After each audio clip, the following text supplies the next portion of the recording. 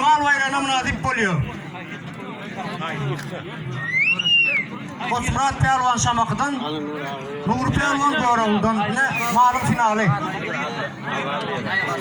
Ayzik'te de toyun Pelvan oluyor, toyun İngül Pelvan oluyor Pelvan.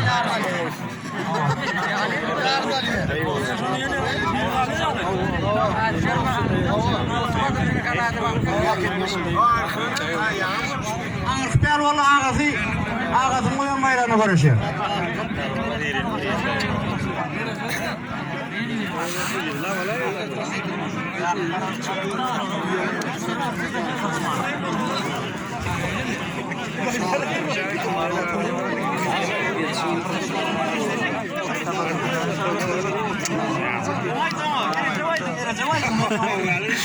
Ya diyor.